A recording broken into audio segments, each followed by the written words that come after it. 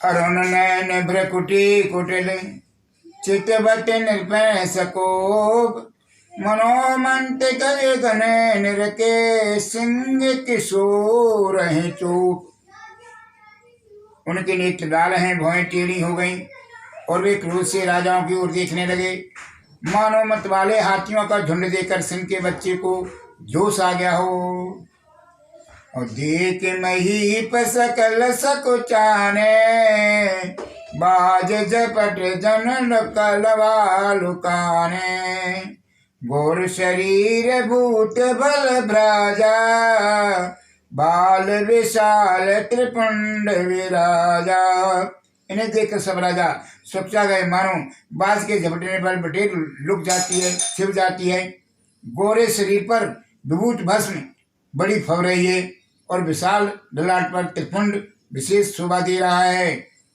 शीस जटा सस बदन सुहावा रस बस कचुक अरन होए आवा भ्रकुटी ही कुटिल नयन रस राते सजऊं चितवत मनोहर शाते। सिर पर जटा है, सुंदर मुखचंद्र है, क्रोध के कारण कुछ लाल हो गया, भौहें टेढ़ी और आंखों क्रोध से लाल हैं। सहजी देखते हैं तो ऐसा जान पड़ता है मानो क्रोध से देख रहे हैं। शांत वेश करनी कठिन वरन न जाय स्वरूप धर्म मुनि तनु जन वीर रस आयो जय सब भूप। शांत वेश है परंतु करनी बहुत कठोर है, स्वरूप का वर्णन नहीं किया जा सकता। मानो वीर रस को मुनि का शरीर धारण करके जहाँ सब राजा लोग हैं वहाँ आ गए हों। देखत भृगुपत वेश कराला उठे सकल भय विकल भुआला पितु समेत कहन जनाना लगे करन सब दंड प्रणाम। सब परशुराम जी का भयानक वेश देख करके और भय से व्याकुल हो उठे करे और पिताजी का नाम ले लेकर उनको दंडवत प्रणाम करने लगे।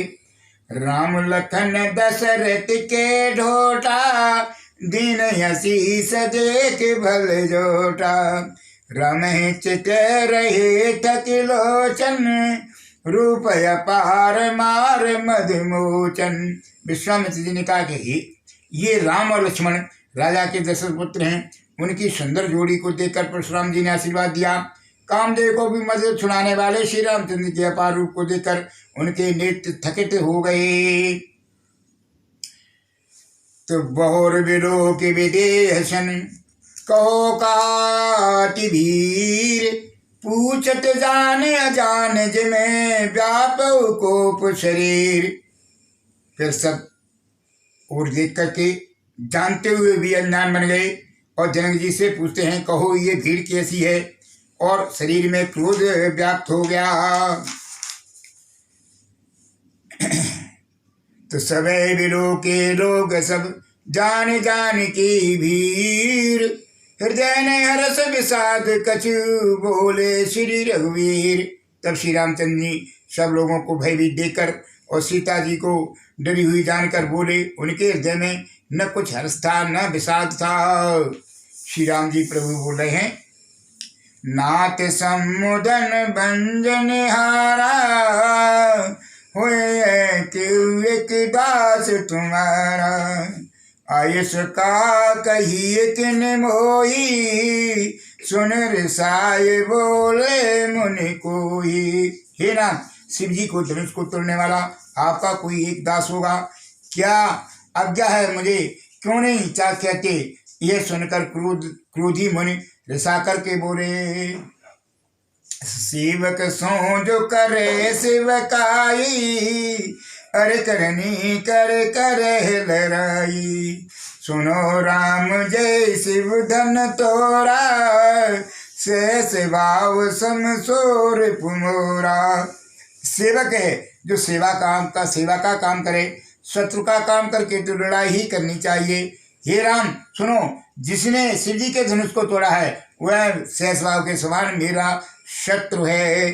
तो रे नृपबाल के काल बस बोलत तो न समार धनु ही समति पुरार धन, विदित सकल संसार। सियावर राम जय जय राम, मेरे प्रभु राम जय जय राम।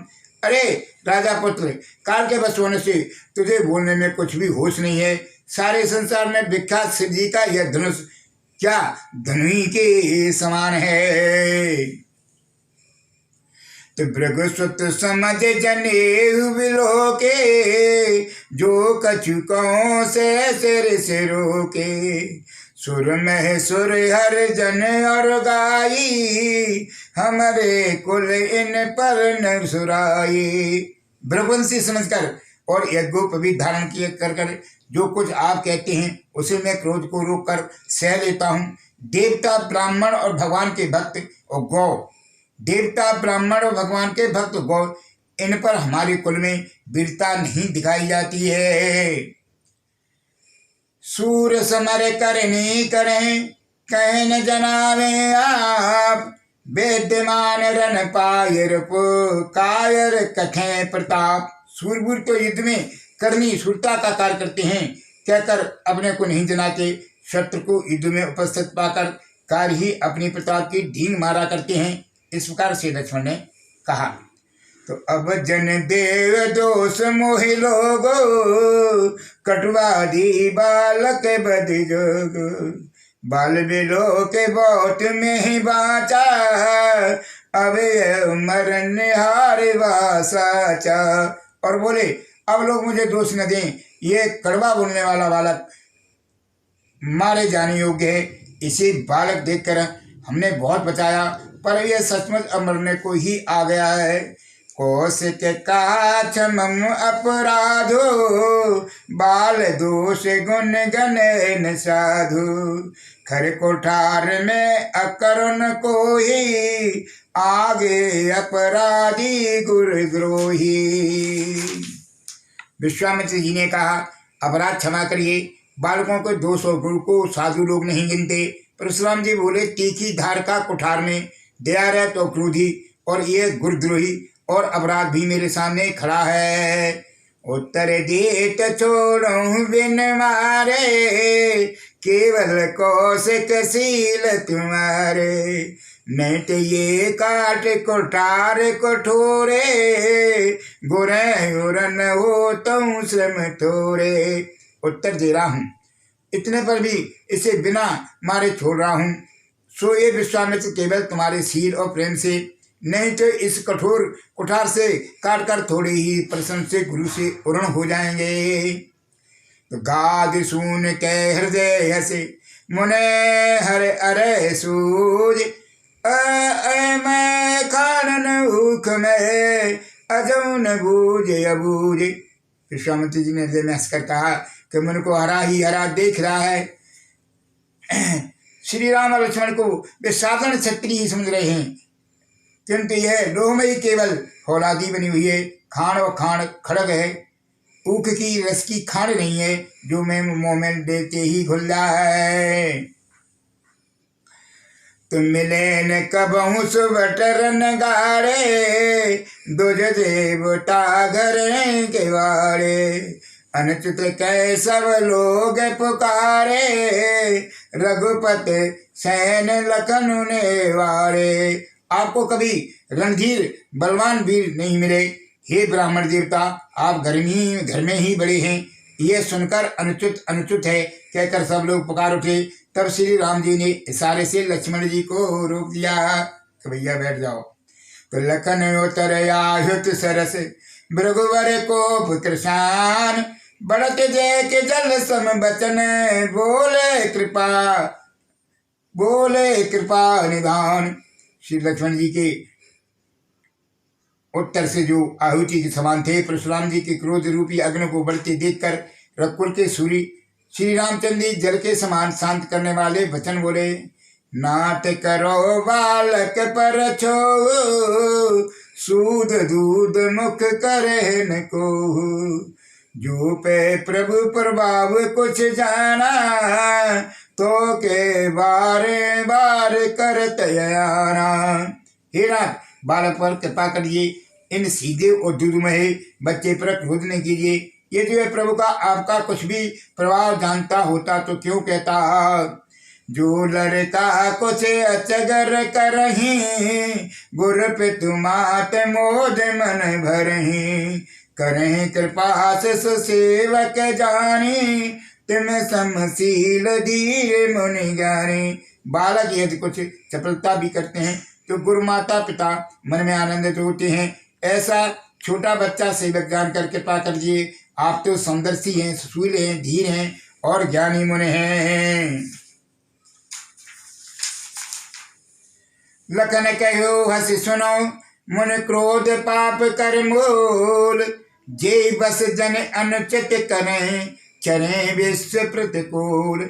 लक्ष्मण जी ने हंसकर कहा, हे मुन सुनिए, क्रोध पाप का मूल है, जिसके बस में होकर मनुष्य अनुचित कर्म कर बैठते हैं और विश्व के प्रतिकूल चलते सबका अहित कर देते हैं।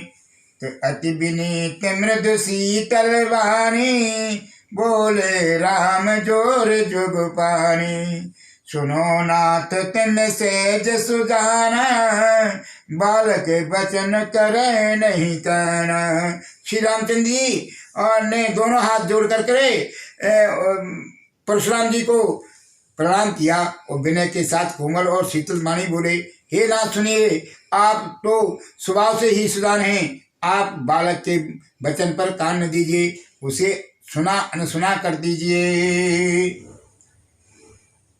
कह मुन राम जाये ऋषि कैसे,